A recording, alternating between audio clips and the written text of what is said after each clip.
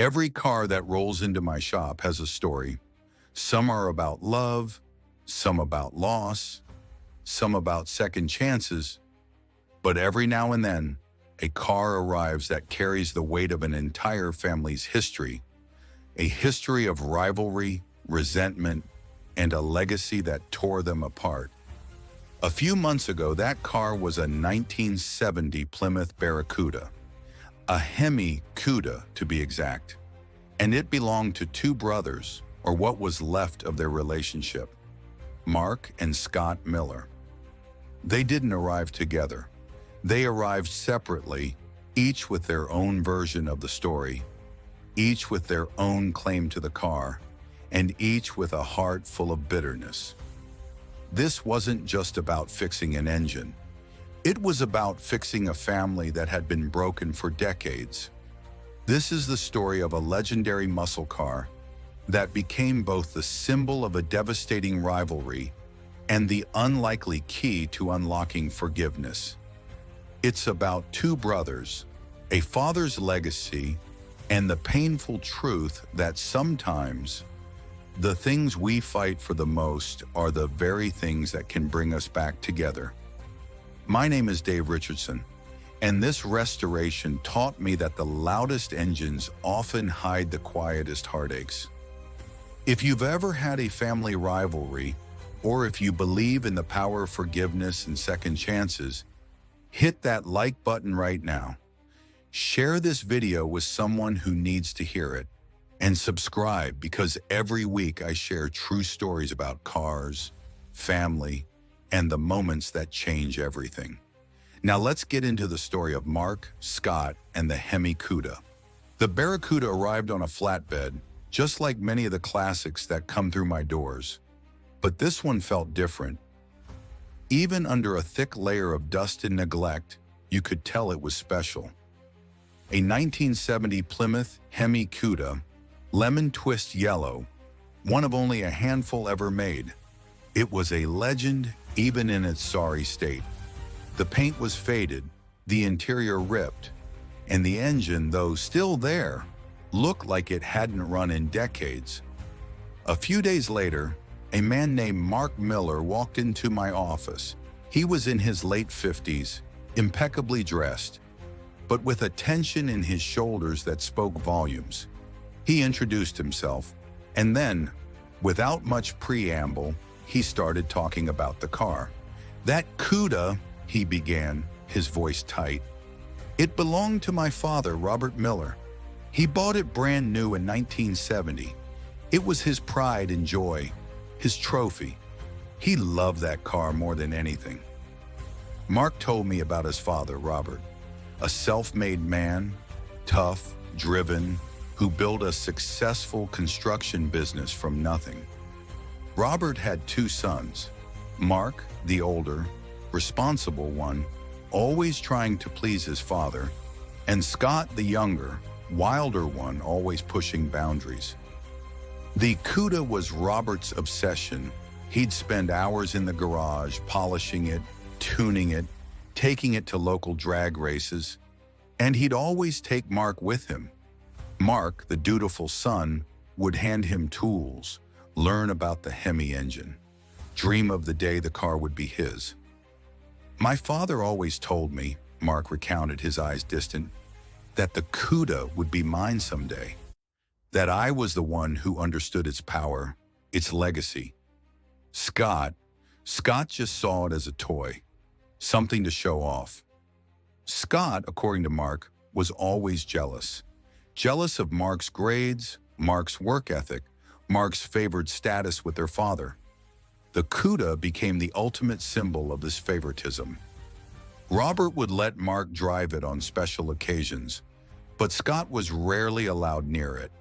The rivalry between the brothers simmered throughout their childhood, fueled by their father's subtle comparisons and Scott's rebellious nature. Mark went to college, got an engineering degree, and joined his father's construction business, just as Robert had always wanted. Scott, on the other hand, dropped out of college, chased various get-rich-quick schemes, and often found himself in trouble. Then in 1995, tragedy struck. Robert Miller, a man who had never been sick a day in his life, suffered a massive heart attack. He died instantly, leaving behind his business, his family, and the beloved Hemi. The will was read a week later. Robert had left the construction business to Mark, as expected. But the Cuda was left to both sons, jointly, with a single condition: they had to restore it together. And only then, after the restoration was complete, could they decide its fate. It was his last attempt to fix us, Mark said, a bitter laugh escaping him, to make us work together, but it only made things worse. Scott, furious at not inheriting the car outright, accused Mark of manipulating their father. Mark, equally frustrated by the joint ownership, saw it as a betrayal of his father's promise. The brothers fought bitterly. They couldn't agree on anything. Not the color, not the engine, not even which shop to take it to. The Cuda sat in Robert's old garage, untouched for 25 years, a monument to their father's unfulfilled wish and their own fractured relationship. Then a few months ago, Mark continued, his voice softening slightly, my mother, Eleanor, she called me. She's getting older, Dave, and she said she couldn't bear to see that car just sitting there anymore. She said it was time to honor Dad's last wish, time to fix things, and she told me to call you. Said you were the best. Mark looked at me, his eyes pleading. I want to restore it, Dave, for my mother, for my father's memory. But I don't know if Scott will ever agree to work with me. He still hates me, I think. I nodded. I'd seen this before. A car, a legacy, a family torn apart. All right, Mark, I said, let's see what we can do. But this isn't just about the car. It's about what your father wanted. It's about you and your brother. A week later, Scott Miller showed up at my shop. He was also in his late 50s, but looked rougher than Mark. Tattoos on his arms, a worn leather jacket, and a defiant glint in his eyes. He saw the Cuda, and his expression hardened. So Mark finally decided to do something about Dad's car, huh? He scoffed. Took him long enough. 25 years of letting it rot. Scott's version of the story was different. He felt his father had always favored Mark, always pushed him into the business, never truly saw Scott for who he was. The Cuda, to Scott, was a symbol of everything he resented: his father's control, Mark's smug superiority, and his own perceived failures. Dad always promised me that car, Scott said, his voice laced with old pain. Said if I cleaned up my act, it would be mine. But then he went and split it with Mark, like he didn't trust me, like he wanted us to fight forever. He told me about his own struggles, how he tried to make his own way, away from his father's shadow. How he resented Mark for always being the golden boy. How the joint inheritance felt like a final slap in the face from a father who never truly understood him. I tried to work with Mark after Dad died, Scott admitted, his gaze falling to the floor. But he just wanted to do everything his way. My way was never good enough, so I walked away. Figured if he wanted the car so bad, he could have it, but he never did anything with it. I listened to both brothers, each convinced of their own righteousness, each carrying decades of hurt. It was clear that the Cuda wasn't just a car, it was a battleground. Your mother, Eleanor, she wants this car restored, I told Scott. She wants you and Mark to work on it together. It was your father's last wish. Scott scoffed again. Dad's last wish was to torture us from beyond the grave. But then he looked at the Cuda, and I saw a flicker of something else in his eyes. Not resentment, but a deep, buried longing. a memory of a time before the bitterness. "All right, Dave," Scott finally conceded, rubbing his temples. "I'll do it. For Mom. But don't expect miracles. Mark and I haven't spoken a civil word in 25 years. And so, the reluctant partnership began. Every Saturday morning, Mark and Scott would show up at my shop, and every Saturday I braced myself. At first it was pure tension. They'd argue over everything: which wrench to use, how to remove a bolt, who was doing more work. I often had to step in, not just as a mechanic, but as a mediator. "This isn't about who's right or wrong," I'd tell them. "It's about the car, and it's about your father's legacy. He wanted you two to finish this together." We started with disassembly. The Cuda was in rough shape. Rust in the floorboards, frame issues, a seized engine. It was dirty, tedious work, and it gave them plenty of opportunities to bicker. But slowly, almost imperceptibly, something began to shift. As they worked side by side, pulling rusty bolts, scraping off old undercoating, they started to fall into a rhythm. Mark, with his methodical engineering mind, would plan the steps. Scott, with his hands-on, street-smart approach, would find creative ways to get things done. I watched them. Mark would meticulously label every part, organize every tool. Scott would curse, sweat, and then somehow figure out how to unstick a stubborn component that Mark's logic couldn't solve. They were different, but their skills complemented each other. One afternoon, while they were struggling to remove a particularly stubborn suspension component, Scott let out a frustrated yell. Mark, instead of criticizing, simply handed him a different tool. "Try this," he said quietly. "More leverage." Scott took it, tried it, and the part finally came loose. They exchanged a brief, almost imperceptible nod. It was a small moment, but it was a crack in the wall. I also noticed them talking. Not about the car at first, but about old times, memories of their father, memories of their childhood. Sometimes they'd even laugh, a genuine laugh, not the bitter kind. One day, Scott found an old, faded photograph tucked into the sun visor. It was a picture of their father, Robert, standing proudly next to the brand-new Cuda in 1970. He looked so young, so full of hope. Scott showed it to Mark. Mark took it, his eyes softening. "He loved this car so much," Mark whispered. "He really did." "Yeah," Scott replied, his voice quiet. "He did." That photo became a turning point. It reminded them of a time before the rivalry, before the resentment, a time when the Cuda was just a dream, shared by a father and his two young sons. As the restoration progressed, so did the healing. We stripped the Cuda down to bare metal, cut out all the rust, welded in new panels, straightened the frame. It was a monumental task, but they tackled it together.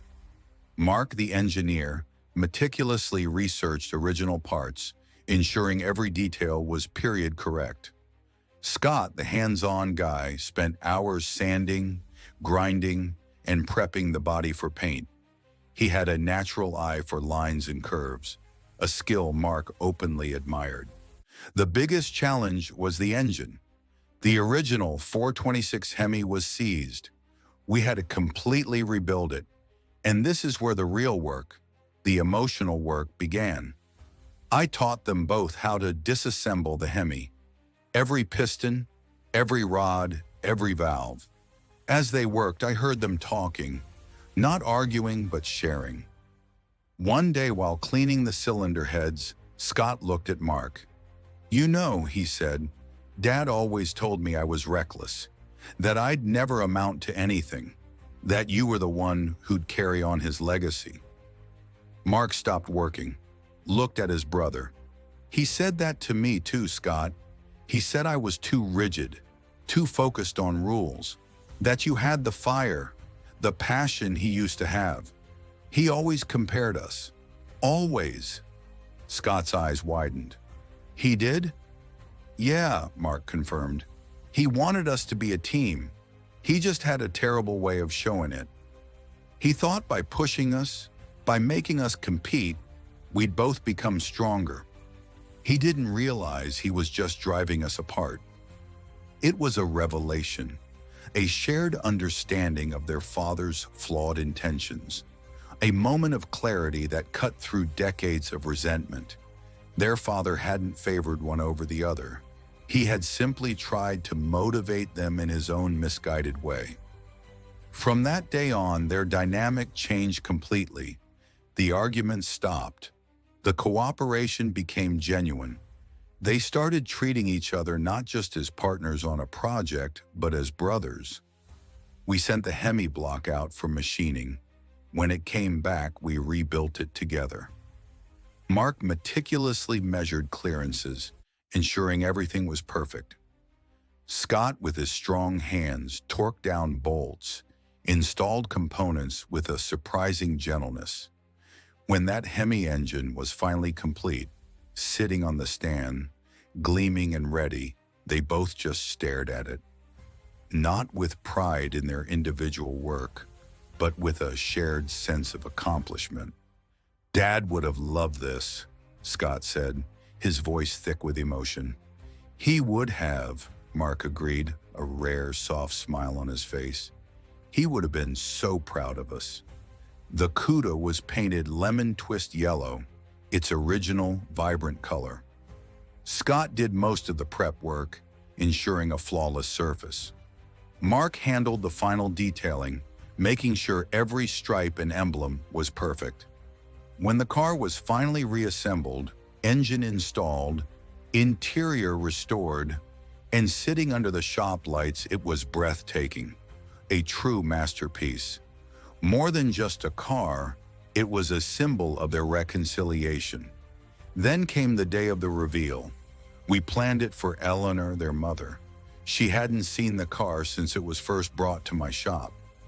Mark and Scott brought her in. Eleanor, now in her late 70s, walked slowly, leaning on a cane. She saw the covered car, and a tear traced a path down her cheek. "Is it?" she whispered. Mark and Scott stood on either side of her, and together they pulled the cover off. The lemon twist yellow Hemi Cuda gleamed under the lights. Perfect, flawless, a phoenix risen from the ashes of their past.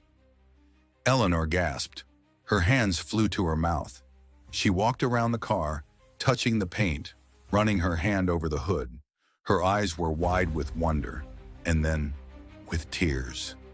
"Oh, Robert," she whispered, her voice choked with emotion. "You would have loved this." She turned to her sons, her eyes shining. "You two, you did it. You really did it." Mark and Scott looked at each other, and then, without a word, they embraced. A real embrace. Not a stiff, formal hug, but a deep, heartfelt hug that spoke of decades of pain finally released.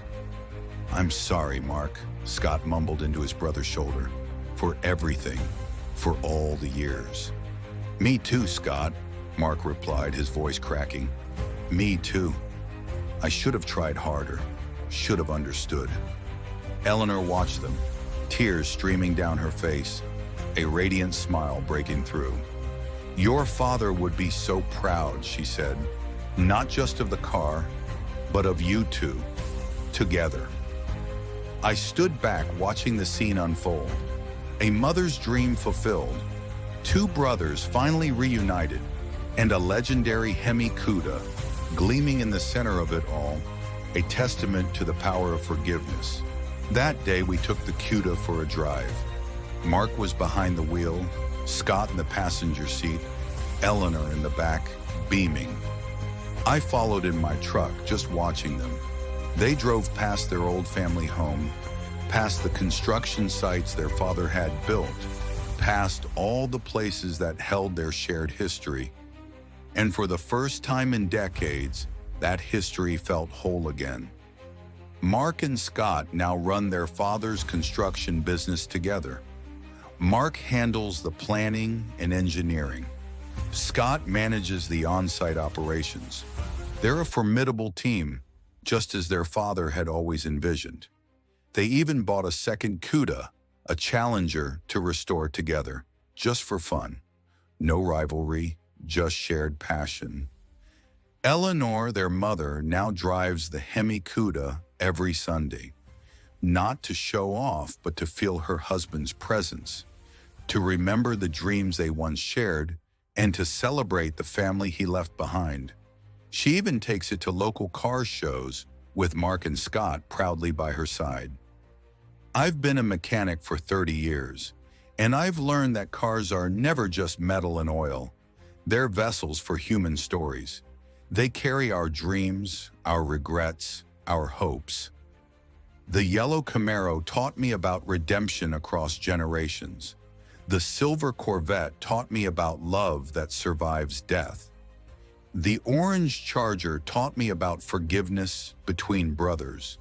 The blue Mustang taught me about honoring a mother's sacrifice. The cranberry Chevelle taught me about breaking cycles of addiction and rebuilding families. And this lemon twist yellow Hemi CUDA, it taught me about rivalry, about the pain of misunderstanding, about the burden of a legacy.